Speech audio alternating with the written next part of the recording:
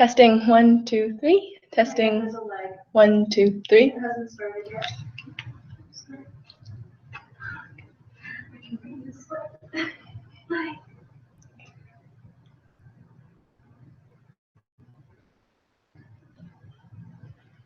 Should we be longer in case we put this?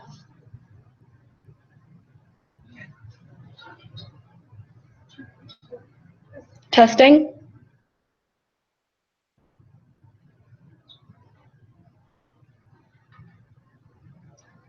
Sorry, we will be starting shortly. We're just testing.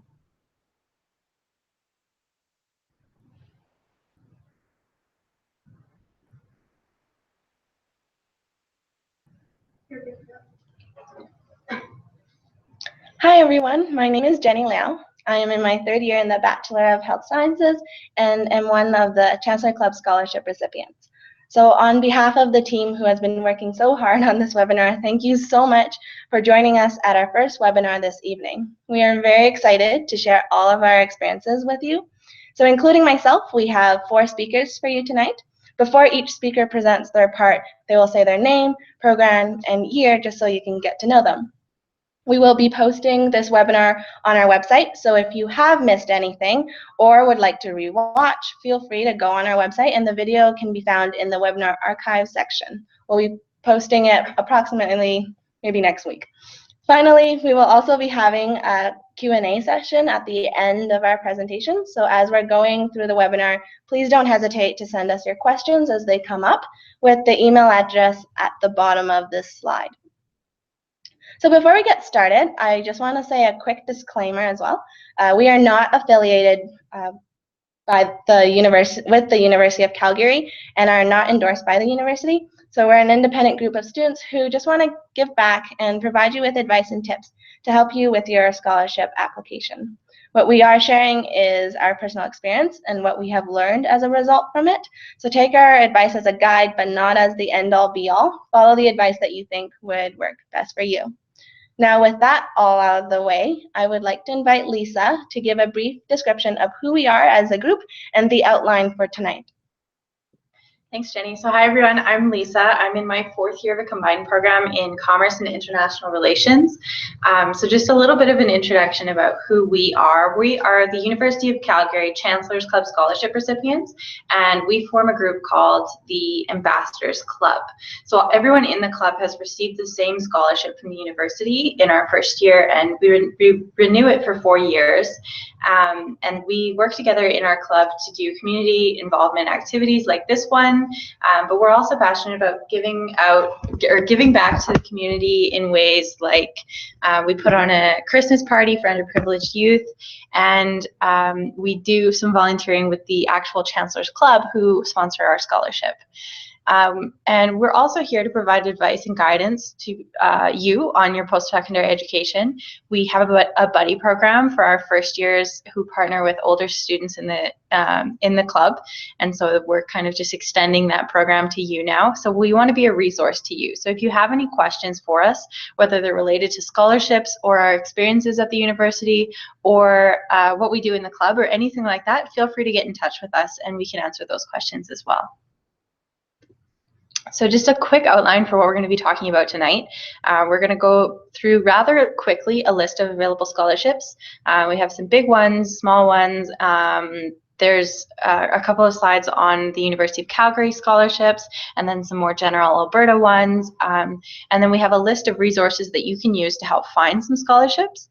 And once we go through those, if you have any questions specifically about them, we do have more information that we can provide to you. So if you have specific questions, feel free to ask those at the end. And we'll also go through some tips and tricks on how to apply for those scholarships. So what makes you a well-rounded applicant, how to write a personal statement, get references, and go through interviews, because those are requirements for some scholarships. And then we'll open it up to our Q&A session after that.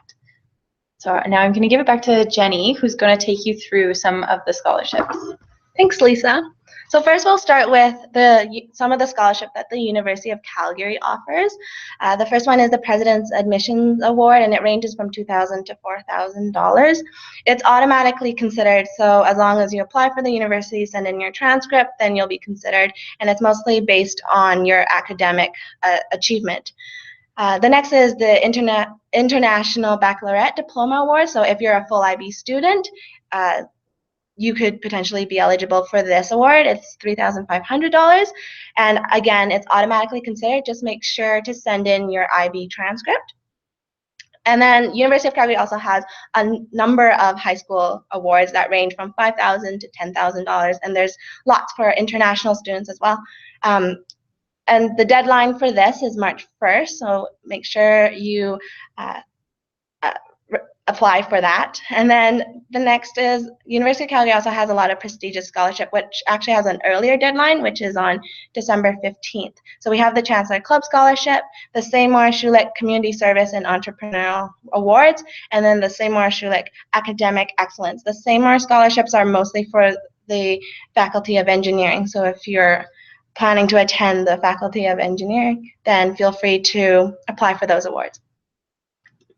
And then we have some that's offered for all Albertans. So we have Education Matters, and there are 2 deadlines that you should be aware of. There's the May 1st and May 30th deadline.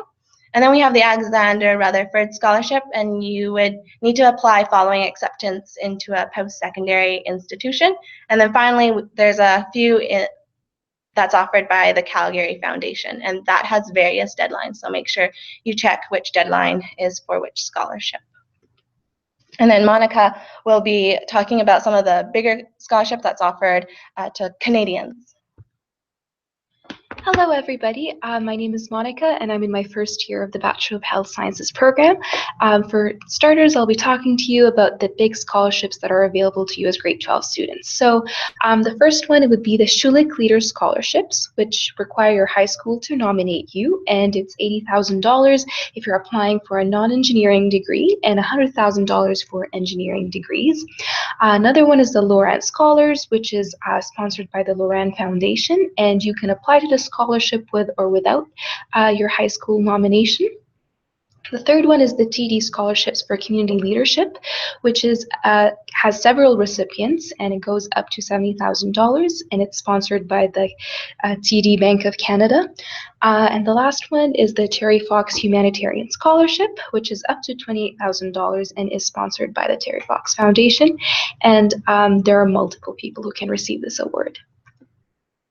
Another one, another really good resource would be your scholarship databases, and those include alice.alberta.ca, Wyconic, scholarships.com, and learnalberta.ca. From my personal experience, Wyconic.ca and scholarships.com, you can sign up with these websites and you can form your own personal account, and through these accounts you can filter through the databases that are on these websites and find the scholarships that you are eligible for. So they're great resources, and I would encourage you all to take the time and look at them. Okay, so now I'm going to be talking about the scholarship application itself. So one of the very important things to be mindful of is to always start early and to apply for everything that you know you'll be eligible for. So essentially, there's a scholarship for everyone. There's scholarships for visible minority groups especially. So it is important that you go and you look at things that are personal to your identity and specific cultural foundations, or other resources that are available for people of your specific heritage and your specific background, and that could really help you expand your scholarship search and gain more scholarships. So now I'm going to be talking about how to plan out your application process, because it can definitely get very confusing. So your first step would be to research. So spend your time looking at different programs, scholarships that are specific to specific faculties that you're interested to applying to, or specific foundations that have the scholarships that you could be eligible for. And then I would work on creating a timeline. So map out all the deadlines for all the scholarships and programs that you're interested for, and make yourself a plan of how you want to budget your time to apply to these scholarships. So begin by prioritizing what scholarships you think you're most likely to get, and create a timeline for that, and make sure that a part of this timeline You include when you want to start approaching people for references. Also, your next step would be to outline and plan your application. So it's always good to start out with a brainstorming map, or just a map of the ideas that you want to make sure you get across to whoever is going to be reviewing your application. Organizing your ideas is your first step to having a great application.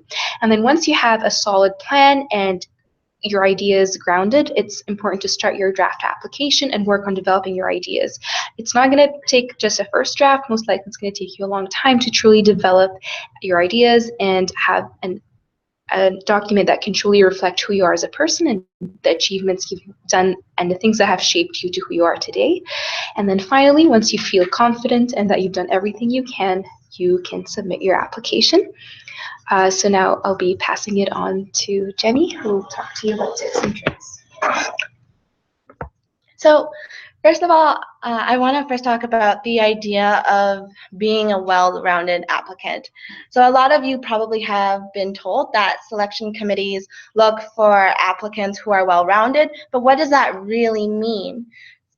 From my experience, I would take it as well-rounded shouldn't be a standard or an ideal that you feel like you have to reach. You are all already very well-rounded with the experiences that each one of you have. You have undergone a variety of these unique and life experiences that make you who you are. And the selection committee isn't really looking for a particular person, they're just looking for genuine individuals. So the challenge for you as you're writing your scholarship application is not being well-rounded, but rather to be able to reflect back on your past experiences and know what you have learned from them and convey that in a coherent way. So the take-home message for this is that you should never feel discouraged about not being well-rounded enough. You are well-rounded because of the collection of experiences that make up who you are. So just make sure you show the selection committee that. And so now I'll go into more of the specifics like academics and extracurriculars. So for academics, a lot of people ask, how important is it really? Well, it really depends on the scholarship that you're looking at.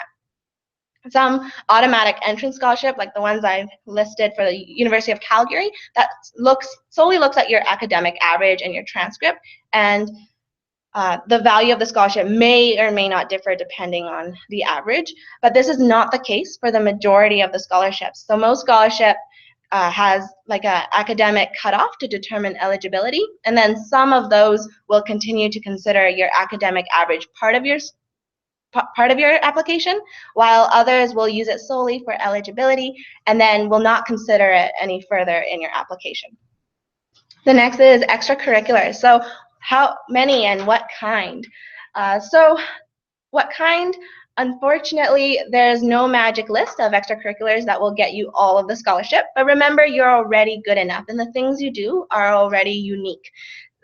You just need to be able to convey that. So you can go broad in terms of trying a lot of different areas, or you can be more focused and follow like a particular passion. So either one is good. In terms of how many, it's really striking that balance between quality and quantity. Strive for quality, but don't be afraid to try new things. Open your mind. So you can get a lot of different skills from different extracurriculars. So for instance, communication skills is a really important skill to be having as you're applying for scholarship and as you go on to university. But communication can really show up differently in different contexts. So for instance, when you're communicating with team members, that's not the same thing as you would be communicating in front of hundreds of people like speakers. And so it's important to try new things because you'll be able to expand your skills and develop different skills. Be selective though, you only have so much time, so do the things that you think you would enjoy, and if you don't enjoy them, then it's okay to say no. Some scholarships may ask you to describe your extracurriculars and your role in these extracurriculars. So I'm just going to go into how you might be filling out that section. I would recommend to use action verbs. So verbs like organize, initiate, plan, participate, those all show that you're an active participant and that you are taking initiative. And so those are great words to be using. Write in active voice, not passive.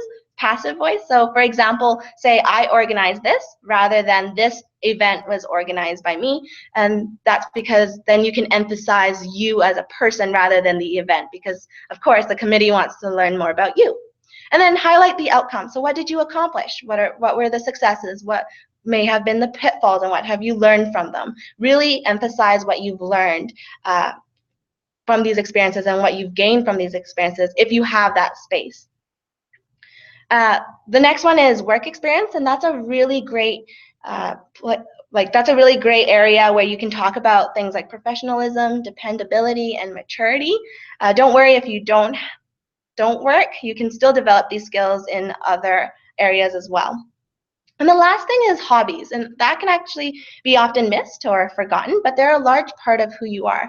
The fact that they are your hobbies shows that they're important to you and that you enjoy doing them. So showcase that, and it's a great way to demonstrate your uniqueness. So for instance, a friend of mine loves drawing for fun, and she can use that hobby to talk about things like her creativity and originality. She might even go and talk about the idea of subjectivity. So you can really use your hobbies to discuss about very sophisticated topics in your application, regardless of what you do.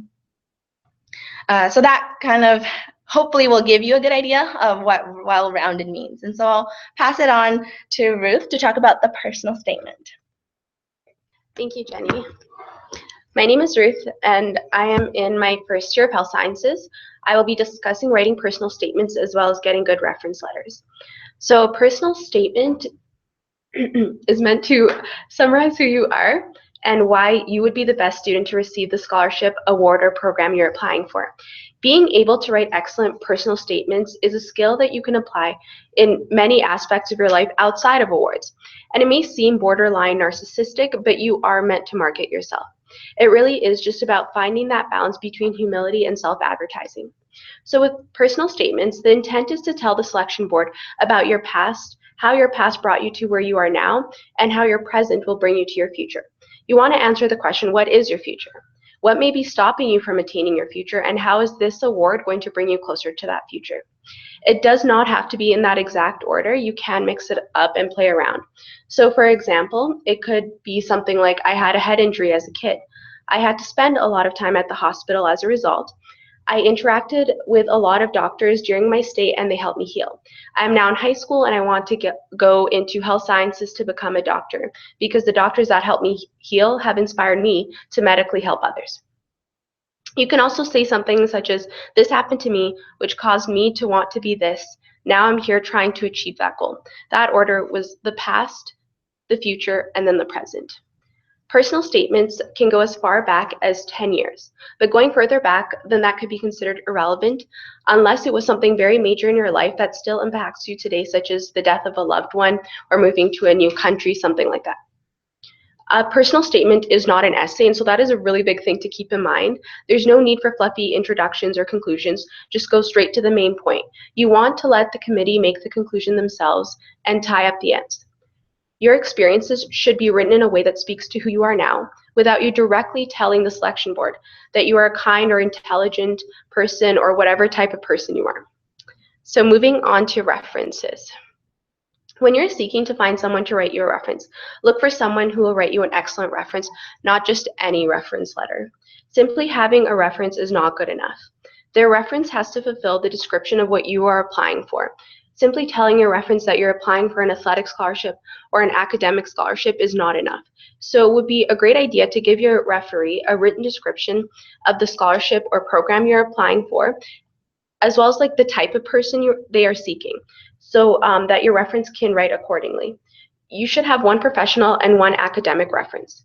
So a professional reference could be someone such as a boss, a coach, or an extracurricular activity coordinator. You do not want to merge the role of your professional reference with your academic or school reference. So something terrible to have is when your professional reference discusses your academics, because they are not in a position where they should know about your grades and they can discuss your grades credibly. Make sure to tell your reference this, or it looks like you have coached your reference beforehand. For your academic reference, pick a teacher whose class you've done best in, who knows you well. If you have a great assignment, keep that assignment and maybe remind them of how well you did and what made you stand out. So that is it for personal statements and references. Now, Lisa. Thanks, Ruth. So we're going to talk quickly about interviews. So most of the scholarships that you're applying for coming straight out of high school won't have an interview component, just because you're handing in an application package and then usually it just goes from there. But interviews are part of the application process for some scholarships, most likely the bigger ones. And there's also several programs at the university that you can get into that require an interview for that, so it's a great idea to practice. So how to do an interview? The most important thing that you can do is always have an answer for the question. Sometimes when they're asking questions, you won't have an exact story from your life that's relevant to answer the question, but if you can kind of shift it to something that you do have the ability to talk about, looking for. You have to make sure that you're answering the question that they've given you, but if it's not applicable to your life and your skill sets, it's more important for you to demonstrate which skills you do have than for you to not have an answer for their question. Some of the questions that they ask are actually called stress test questions, and those can be things like, if you could be a crayon, what color would you be? And so these questions don't really have a right answer. They're just looking for how you respond under stress, what your creativity looks like, and how you can formulate a cohesive answer. So just think about that when you're preparing as well. So the technique that I like to use when I'm interviewing is called the STAR method. It works for job interviews too, so you can practice it for that as well. So when you're answering a question at the interview, you'll start with the situation. What was going on in the situation? So for example, I'll kind of take you through an example of how you could answer a question with the STAR method. So say we're answering a question about a time when we handled conflict. So for this situation, you could say, so in my group project, there were 4 of us, there were 4 members, and there was a lot of group conflict, so it was hard for us to get things done. Then you'd move on to the task. What did you need to do to solve the problem? This is where you talk about your skills, your personal characteristics, or what role you played in the situation. So for continuing on with our example, you could say, I wasn't really comfortable stepping up at the beginning of our group, but when I noticed that there was conflict that needed to be solved, I decided to step out of my comfort zone. That's where you talk about your skills, develop the skills to solve the conflict, and then you can say exactly what you did. So you can say, I took each of my group members aside, we talked individually, and then I brought them all together as a group and we worked out a solution. Something succinct like that, but be sure that you're telling them exactly what you did to solve the problem. And that leads into your actions. What exactly did you do? So I kind of mentioned those before. That's like you're saying, I took each of my group members aside, then we came back together and discussed things as a group. Maybe you can bring in something else that you've done, like maybe you went and talked to a supervisor and got some advice from a mentor on how to handle that, something like that. And then you'll move on to your results. And this is the most important part of answering the STAR question, because it's demonstrating the results of the skills that you used and showing that you know how to apply your skills to daily life. And that's what they're really looking for when they're asking you these questions, like how did you handle conflict? They don't want you to just say, well, in my group we had a problem and I dealt with it. They want to know why you did that and why that was important to you to see that through. So when you're answering the results part of your STAR story, you want to say, as a result of my efforts to handle our group conflict, we were able to finish the presentation on time, or whatever it was that you did. But make sure that you demonstrate that your skills directly led to the success of that situation. So don't forget that step. So most of the questions that they'll be asking you in an interview are what's called behavioral interview questions. So they're not technical skills. They're not asking you to do math or memorize dates or facts or anything like that. They're asking you how you reacted in certain circumstances and what kind of personal characteristics you have. So if you want to practice, feel free to Google behavioral interview questions and use those as samples and practice making STAR stories using the situation, task, actions, and results methodology, and it'll really help you prepare for interviews. And then the last thing that I could say to you is just practice, practice, practice, practice. When you're in the interview room and there's a panel in front of you, it's so easy to get nervous. And so having your STAR stories prepared ahead of time and practicing them with people or in front of the mirror, whatever you're comfortable with, really helps you prepare for that kind of an interview. So again, most scholarship applications won't have interviews, so don't freak out too much, but it is something to keep in mind, especially if you're applying for some of the bigger ones. So now Jenny is going to take it back from me again. Thanks, Lisa. So that pretty much concludes our presentation. Hopefully some of these tips will be helpful for you and will come in handy as you work on your applications. We are going to open up the Q&A session and we'll answer any questions that you might have about the application process or anything we said in the webinar. If we don't get to all of your questions in the time that we have, please keep emailing to us, and one of us will reply back to your email as soon as possible. And even after the webinar, feel free to also send us an email if questions come up later on. So one of the questions was, would you make the presentation available to attendees after webinar? Yes.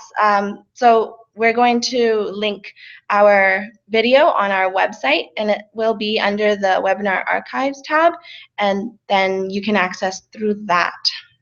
And as well, we will have somebody who will email the video file out to all of the attendees, so you have that as well.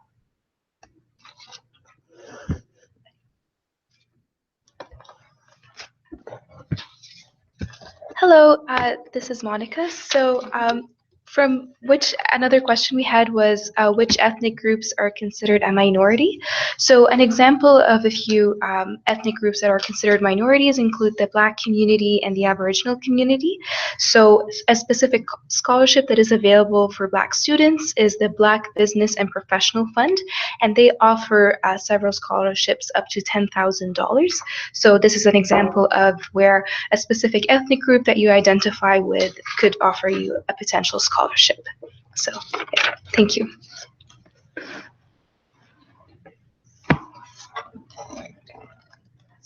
Okay. It's Jenny. Hi. And then we have another question where someone asked, does volunteer work matter on your application, and where would it fall in the application? First of all, yes, volunteer work definitely matters on your application.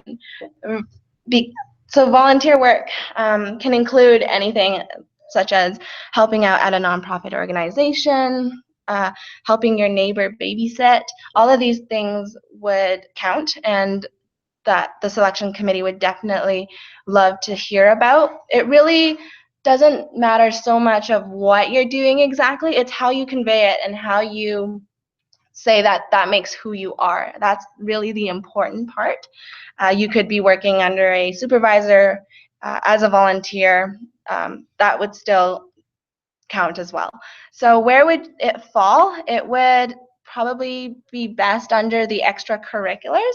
I know on the U of C Awards application page, there is an entire section for community involvement in general. So you can, at least for U of C, you can put it underneath that.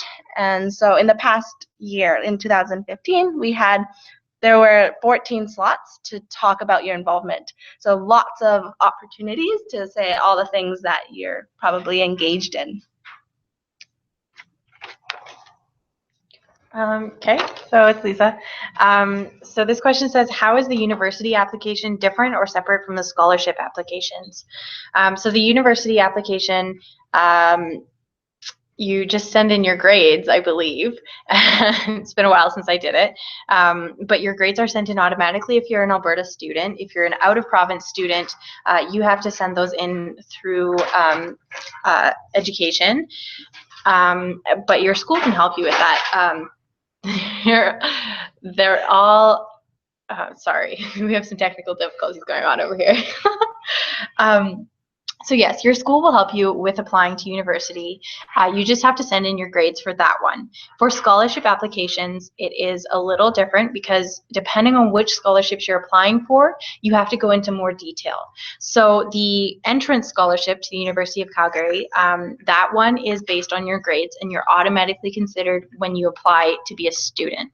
If you're applying for the bigger awards, so that's things like the Chancellor's Club Scholarship, the Schulich Scholars, the Leaders in Health Sciences, those kind of scholarships, those have the early application date, and they are a lot more stringent. So your application is going to include things like your personal statement. You're going to have to fill out a form stating which types and number of volunteer ways or volunteer activities that you've done, hours that you spent in them, and whether or not you had a leadership role. You're asked to describe that role if you had one. And then you also need to get a teacher to fill out a recommendation form, and they have to submit that separately. So that's why it's a good idea to start really early when you're doing the scholarship application, because you have to be sure that your teacher is going to have enough time to send in their part of the application as well.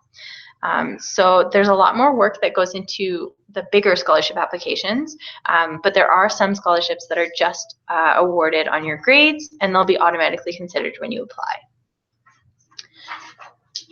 So the next question that we have is, what are some ways to calm yourself if you are in a panic in or before an interview?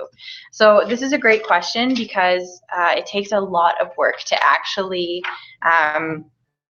point where you're comfortable in the interview. I'm in my 4th year of business and I'm interviewing for summer jobs right now, and I still get nervous. I don't think it's something that ever goes away, but there are some really great tricks and tips to help yourself get in the right mindset and to remain calm when you're answering questions. So one of the most important things for when you're in the interview is to be aware of what you talk like when you're nervous. So are you a fast talker? Do you stutter a lot? Do you tend to like blank a lot like I obviously do? And be aware of that, and then realize when you're making those mistakes in your interview and try and consciously make changes so that you can come across as more confident. So if you notice that you say a lot, try to say less. One of the tips that my advisor has given me for interviewing is if you are a hand talker and you feel like you're waving your hands around a lot, a tip that you can do is either hold, it's hard to demonstrate just with my voice, but hold your one thumb nail between your other, like in your other hand, so that you're just kind of like holding onto your thumb, and that keeps your hand still. If you have a ring on your hand or something like that, you can hold onto the ring, and that gives you something to focus on so that you're not waving your hands around when you're talking all the time. How to calm yourself before an interview? Deep breaths. That's the only advice I have for you. It's what works for me. Obviously, if you have something else that works for you, obviously do that, but it's just like if you were before any presentation or swim meet or soccer game or anything that you do that you get nervous for, you obviously will have your own calming mechanism. So what works for me is just taking a couple of deep breaths. If there's something in the waiting room, I always read that because it takes my mind off the interview. Or you can just practice answering star stories in your head while you're waiting. That helps as well. So hopefully that gives you some ideas. I'm going to pass it over to someone else to answer another question. Thank you, Lisa. I'm Ruth again. So another question we had was,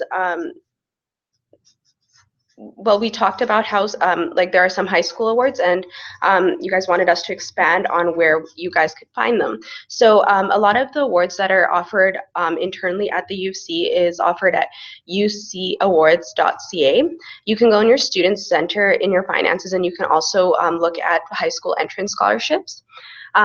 So for the high school entrance scholarships, it's usually the only way from U of C, the only way you can find them is in your student center. For external scholarships such as Education Matters, you can find them on educationmatters.ca. Also, alice.alberta.ca is a good place to check. You can go back into our slides, and we do have a database slide that shows all the different websites. So for larger national scholarships, such as the Loran, which is $100,000, you can Google the names such as TD Scholars, RBC Future Leaders, and their websites and the applications will come up. And then with internal scholarships that are offered within your high school, you do have to talk to your counselor about it. I will now pass this on to Monica. Hi, so to add on to what Ruth just said, you can also talk to your high school counselor for community-specific scholarships. I know I grew up in a smaller town, so a lot of our scholarships weren't readily available, and our high school counselors were the ones who specifically advertised for the smaller community foundations and the smaller scholarships that you might not have easily have access to.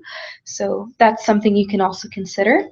Another question we had was, what are some ways that, or some things that can demonstrate leadership? So from your daily experiences, if you are in any executive positions for any of the clubs you're involved in at school, that would be considered leadership. If you're helping lead or coordinate a community event or program that is centered around building relationships or bringing people together, that is definitely something you can use to leadership, as it's something that helps define you as a leader and has helped develop your interpersonal skills and your ability to make decisions. So something that focuses on interpersonal relationships and making decisions in a group setting you can definitely use as a leadership activity, but mainly the ones that I'm most familiar with are the executive positions for clubs and usually community events or programs that you've helped lead or create or coordinate. So that would be the answer for that question. And now I'll pass it on to Jen. Hi, everybody. So we got another question, and it was, how do you know if you have been awarded a scholarship? So first of all, congratulations. But if you want to know if you've been awarded a scholarship, for U of C at least, you would need to go to the Student Center, which is my.ucalgary.ca. And as you go through the Student Center, you'll see finances. And under finances, there'll be like my account and financial aid in bold. And under financial aid, that is underlined, you can click on the link that says view/accept/decline awards. And there you can see if you've been offered an award. For scholarships like the Chancellor Club Scholarship, I know for us, we got a phone call informing us that we received a scholarship. So I think for the more bigger scholarship, you'll get a phone call or at least an email as well. And then external scholarships, they will also email or call you, or they'll find some way to contact you. So yeah, just make sure you regularly check your emails, and hopefully you'll see something exciting. All right, hi, it's Lisa again. So this question says, if my son is applying to some other universities, can he apply for these scholarships as well? So the answer to that is you can always apply to all of the scholarships at all of the universities that you're considering, and just wait and see if you get awarded them. You don't have to accept the scholarship if you get it. If you decide that you want to go to a different university after you've received a scholarship at one university, you can just decline the scholarship. So it's always better to apply to scholarships at all of the universities that you're considering attending, and those are the university-specific ones. So each university offers their own scholarships, and if you apply to all of the scholarships at all of the universities that you're considering, then it gives you more flexibility in your choices. There are several scholarships that are not specific to a certain institution. There are some that are specific to Alberta, but lots of the big ones like the TD Scholarship, the Loran Scholarship, there's an EY Leaders Scholarship. If you apply to those, they will accept it for any post-secondary institution, I think in Canada. If you're going to somewhere in the United States, you might have to apply to American scholarships or different scholarship awarding institutions that provide international scholarships. But the short answer to my long-winded answer is apply to all of the scholarships that you think you're eligible for, because you never know if you might get a scholarship to an institution. I didn't think I was going to get the Chancellor's Club Scholarship, but I was awarded it, and that's what made my decision to go to the U of C. So just keep your options open. Just to add on to that, if you did apply the scholarships at each university, if you made a decision and you selected a university that you would like to attend, you won't be receiving all the scholarships from other universities. Oh, yes. That you've been awarded. So that's just something to keep in mind, and as well as the bigger scholarships, some of them, as well as some of the external bigger scholarships, they might have a cap as well. So like if you accepted this scholarship, then you can't, or if you already received this amount in scholarship, then you won't be able to accept this scholarship. So there are some limitations that you might want to be aware of in terms of what you can receive. So that's something to keep in mind as you're considering universities as well. Okay. So another question is, what are some common or more achievable scholarships? So the Alexander Rutherford Scholarship is $2,500, and it is available for anyone with a certain grade. In my year in 2015, it was 80%, but it changes year to year. There is no limited number of funds, so it is given to anybody that has that required grade. If you also receive some, you can also receive some funds if you get the required grade in some years in high school, but not all, so you can get partial money. Also, President's Admission is available for anyone, again, with a certain grade. In 2015, it was 90% or higher. And so you want to check out the database again, alice.alberta.ca, as it offers many smaller scholarships that have unlimited numbers of funds. But apply to everything. I mean, you never know if you're going to get it or not, so it's always good to try. Yes, if you take one thing out of this presentation, apply to everything. So we have one more question that's come in. So what if you had moved to Canada less than 2 years ago and have no Canadian volunteer work or job experience? That doesn't matter. So when you're doing your applications, you can use experiences that you've had abroad. You can even use if you'd gone traveling and learned something about skills or leadership while you were abroad. For your application is how you present your experiences that you've had.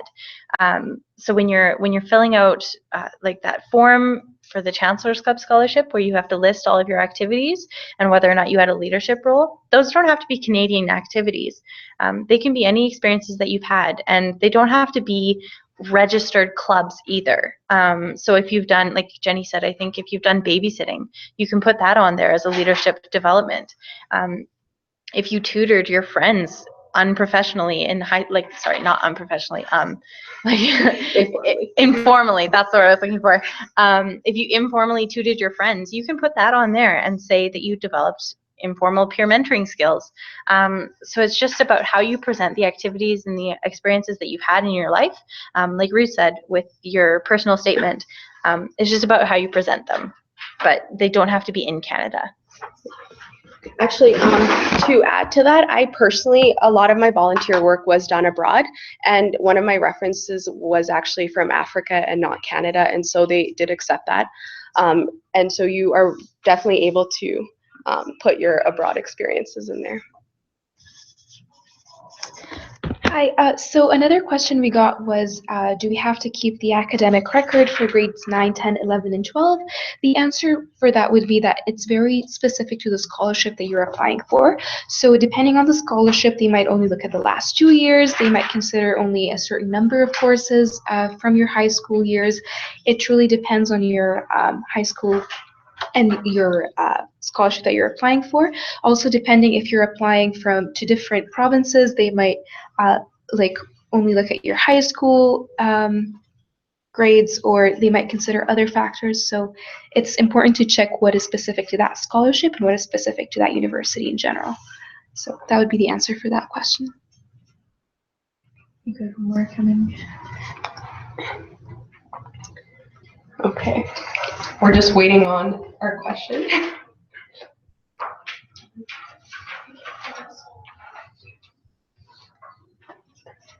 So the question is, are there any scholarships that cover all of tuition fees? Are these hard to get? So the answer is yes, there is several. The Chancellor's Club is one of them. Schulich also covers them. In fact, you will probably get money back because tuition is not as much as it seems. So yes, there is going to be a lot. The Loran, the TD scholarships, the RBC scholarships, the Black Business and Professional scholarships, they will all be able to cover tuition. So most of the larger scholarships would be there, and you'd still get leftover money. Okay, waiting on our next one.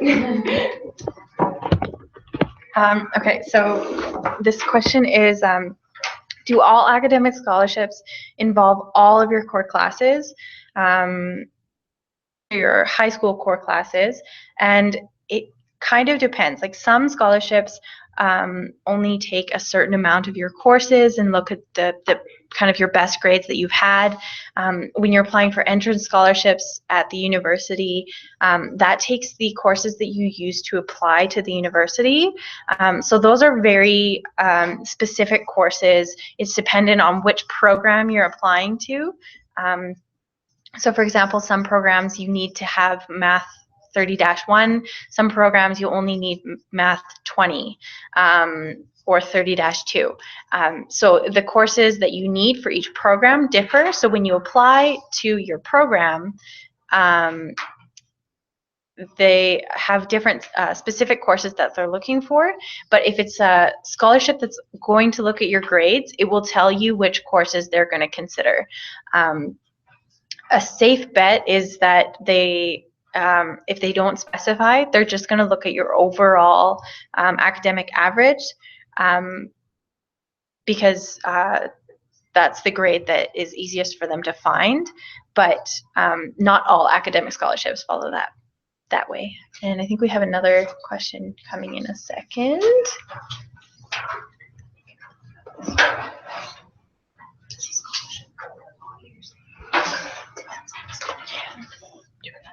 So we have another question, which is, once awarded a scholarship, does the scholarship cover all years of university? It depends on the scholarship, and I know we're saying a lot that it depends on the scholarship, but there's a lot of variety of scholarships. And for instance, the University of Calgary, we have a lot of scholarships that are renewable. So you can renew your scholarships. You can renew your scholarships every year, and typically some of those will be able to cover your tuition fees for all of the years that you're at university. But also keep in mind, some scholarships, they award you for 4 years, and maybe you decide that you're doing a double major, and then that might take you 5 years. So they wouldn't cover your 5th year. So I guess it really depends on the scholarship you're taking, and yeah, hope that helps. I would just add something for you to think about. Some university degrees have co-op programs, so you can take a semester or 4 months, 8 months, sometimes even up to 16 months off of school and work in your degree program in the industry, and you'll get credit and you'll get paid for working on those programs. So that's a great thing to research also, is whether or not your program has a co-op program.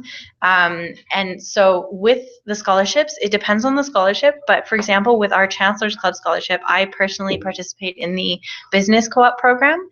And so the university is willing to kind of organize a schedule for you that works with the co-op degree. So when I'm not in school and I'm not taking courses and I don't have a GPA for them to consider for renewal, then they kind of just put my scholarship on hold until I'm back and I'm taking classes and they have something that they can look at for renewal. Because when you are renewing a scholarship, it's dependent on what you were required to do to get the scholarship. So for example, the Chancellor's Club scholarship that we have is dependent on both grades and community involvement, and so each year we're required to maintain a certain GPA and demonstrate our community involvement through a submission. So if you're renewing your scholarship, it will depend on that.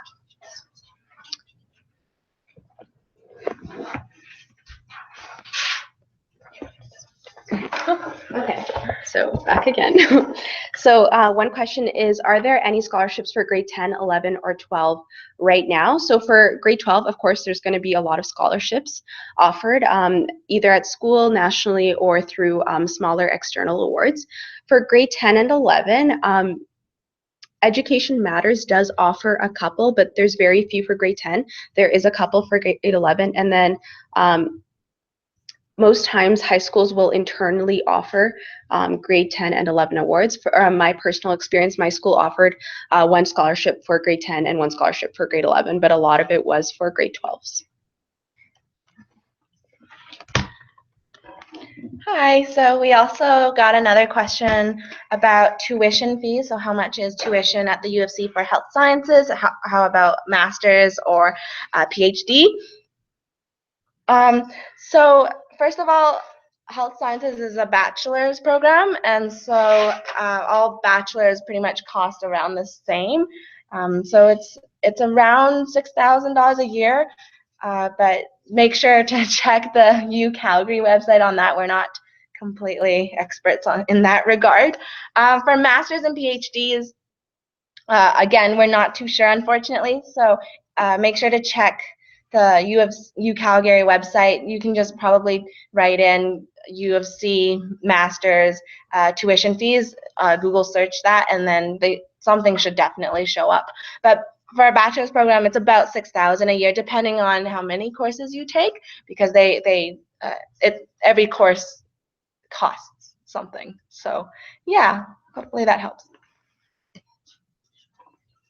Okay, so while they're working on that one, I guess I'll answer this one. So this question is there a way I can organize my scholarship essay? So that's a great question. Obviously, there's no perfect format that you can use. There's a lot of different essay structures that would be good to use, and it depends what kind of essay you're writing. So if you're writing a personal statement, make sure you understand that it's a personal statement, not an essay, and that you don't need the standard introduction, body, conclusion for a personal statement.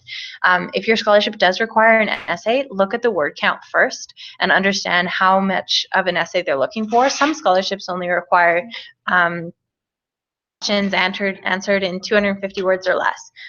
Some scholarships are asking for more like 3,000 words.